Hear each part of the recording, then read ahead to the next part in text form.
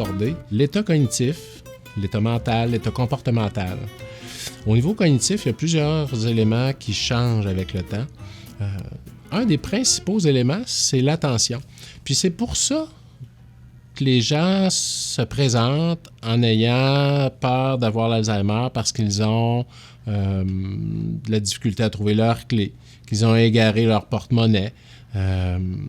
Ça, c'est des choses du quotidien relativement banales qui demandent en général de l'attention et non pas de la mémoire. C'est cette attention-là qui est le problème. Quand l'attention est diminuée, ça fait qu'on a plus de difficultés à se rappeler certains sujets, certaines phrases, parce qu'on n'est pas attentif au moment où on essaie de l'enregistrer. En vieillissant de façon normale, il peut y avoir des changements aussi au niveau du langage. Des fois, on a un petit peu plus de misère à trouver nos mots. Ça fait partie de la normale. En même temps, ça ne devrait pas avoir d'impact au niveau des conversations. C'est vraiment quand on a une difficulté au niveau des conversations qu'on doit se poser des questions. Quelqu'un qui n'est pas capable de suivre quand on lui parle, qui répond toujours à côté de la plaque là, quand on lui pose une question. Évidemment, ça implique que l'ouïe, que la vue soit préservée ou fonctionne relativement normalement. Mais lorsque c'est le cas, la personne va suivre une conversation relativement aisément. La mémoire fonctionne relativement bien, entre autres dans les choses concrètes qui requièrent qu'on ait un certain bagage, une certaine expérience. On va être capable d'apprendre, même en vieillissant, des choses nouvelles, mais il faut le faire de façon concrète et non pas de manière théorique comme dans une classe. En ce qui concerne l'orientation, il n'est pas supposé avoir de changement majeur avec le temps.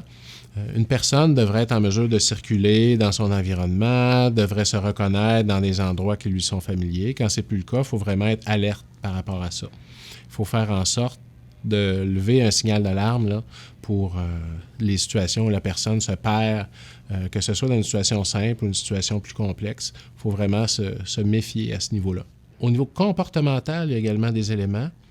Quelqu'un qui change, si on veut, de personnalité de manière plus importante, qui devient plus irritable, plus agressif, qui va manifester des hallucinations, par exemple, voit des choses qui ne sont pas là, ou devient méfiant davantage. Il peut y avoir quelque chose en dessous de ça, puis il faut vraiment aller plus loin quand ces situations-là surviennent et non pas accepter ça comme si c'était banalement le vieillissement normal.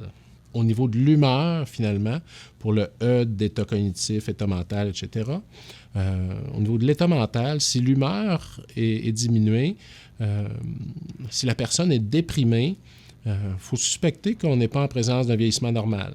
C'est pas drôle vieillir, on entend plein de choses, là, mais en général, les gens s'adaptent puis vont évoluer de cette façon-là. Puis il faut être méfiant face à la possibilité que la personne développe une dépression ou d'autres troubles, soit de l'humeur ou au niveau, par exemple, d'un trouble délirant, d'hallucination, puisque quand c'est le cas, il y a des diagnostics et des traitements qu'on peut envisager à ce moment-là. Donc, c'est bien de sonner l'alerte. Dernier élément, le jugement. Une personne peut avoir un mauvais jugement toute sa vie, ça c'est correct.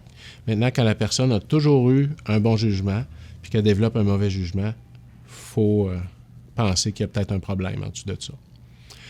Pour le S, on parle du sommeil.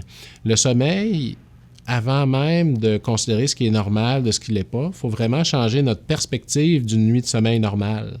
Une nuit de sommeil normale, c'est se coucher à une heure acceptable, s'endormir dans un temps raisonnable, dormir de façon relativement solide, mais on peut se réveiller une fois ou deux puis c'est encore normal. L'important, c'est d'être relativement en forme pour faire une journée complète le lendemain. Avec le vieillissement normal, ce qui va changer, c'est le temps d'endormissement qui peut être un peu plus long. Le sommeil va être fragmenté, on se réveille plus d'une fois dans la nuit. On peut se réveiller plus facilement le matin, le sommeil est peut-être moins profond. Maintenant, on devrait quand même, malgré ça, être relativement en forme le lendemain. Puis au pire, on peut faire une sieste brève par contre. Faire de longues siestes, c'est pas dans la normale des choses, mais faire des siestes relativement brèves, d'une vingtaine, trentaine, voire une quarantaine de minutes, ça peut être une façon de s'ajuster aux changements qui surviennent avec le sommeil. Donc le sommeil devient anormal à partir du moment où on ne dort pas du tout. À partir du moment où on n'est jamais en forme, si on a de la difficulté à faire une journée complète, c'est difficile. On peut faire une sieste en journée, puis c'est normal, mais si on est obligé de dormir une partie de la journée pour récupérer, ça ne l'est pas. D'ailleurs, ça nous amène à souligner qu'il est important d'avoir des bonnes routines autour du sommeil. Si on dort beaucoup dans le jour, c'est difficile de dormir la nuit, et donc, il y a un cercle vicieux qui s'installe. Donc, ça termine la section d'aînés 75+, où on s'attarde aux différentes dimensions du vieillissement, les choses qu'on doit maintenir, les choses qu'on doit surveiller. On va maintenant aller vers les autres éléments, le 75+. Voilà.